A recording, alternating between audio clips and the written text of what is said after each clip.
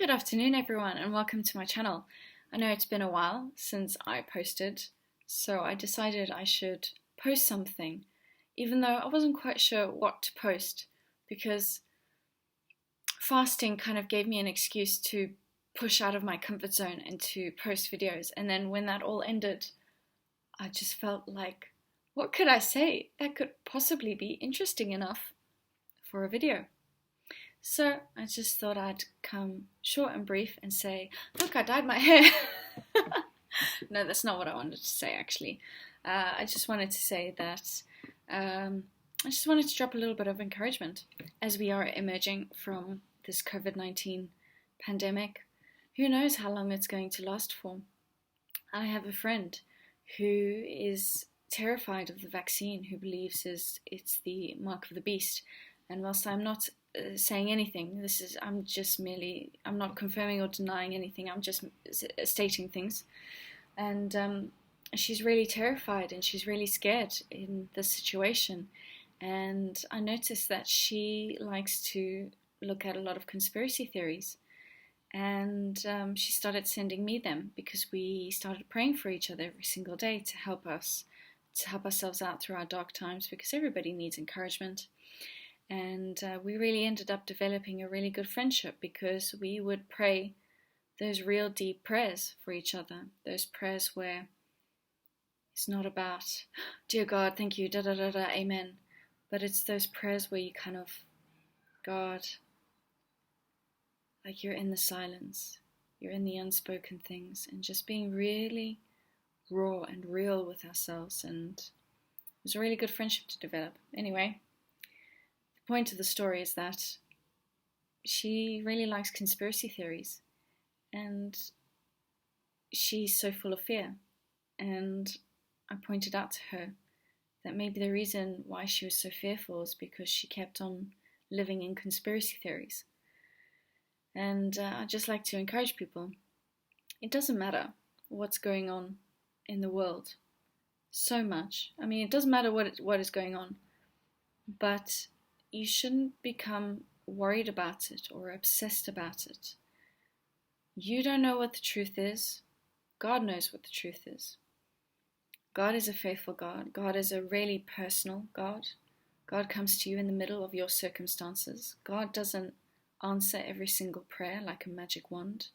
Sometimes stuff happens to you, not because God is looking the other way, but because the story that you have in your head is not quite the story that He wants to have for you.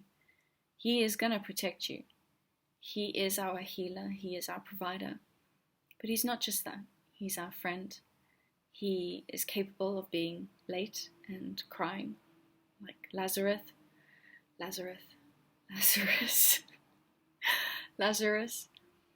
Jesus turned up and He was dead and He cried. That is a really powerful story to remind us that stuff happens and Jesus can cry with you as well. Sometimes stuff happens that Jesus doesn't necessarily want to happen, but He's still there with you. And I'd encourage you to go read what happens to Lazarus. Hint, he doesn't stay dead for long. So the point I'm trying to make is, don't get consumed with conspiracy theories. You don't really know the truth. God does. God's going to look out for you. Even when it feels like you're abandoned, never for a minute are you forsaken by God. He knows you personally and intimately, and He wants you to know Him the same. In all of our struggles, it is a wrestle in which we get to know God more personally. And when we know God more personally, He shifts our perspective to be more like His. We see things through His eyes more, and we feel a stronger presence, like we're living in His will. And being in God's will is not a torture.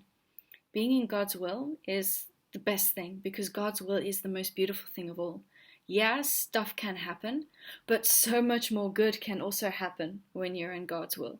You can, instead of falling into a toxic relationship, can save yourself from it. For example, I mean, there are so many things that can happen.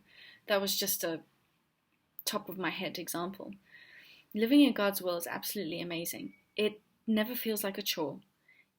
It's like the poem, The Path Less Traveled or something. I don't really know it from the top of my head. But, some people like to go, it's harder, it's more difficult. It's not more difficult. It feels better. It feels like the right thing. You have a satisfaction in your heart that you know that you're doing the better thing, and that brings peace and that brings joy. So I encourage you, if you are scared about what's going on in the world, remind yourself that Jesus' death on the cross has the biggest consequence of them all. Doesn't matter what's going on in the world.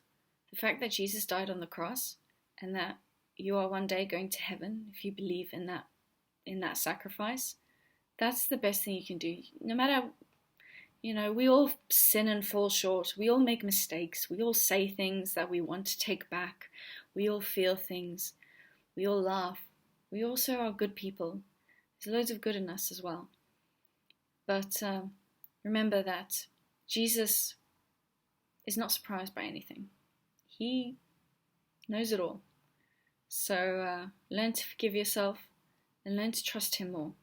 Stop doubting yourself so much, and remember that things might happen, but ultimately God's will is the best fun, is the best joy, because not only is it the best life for you, but it also brings him glory at the same time, and it fills your life with peace and joy and happiness that nothing else can.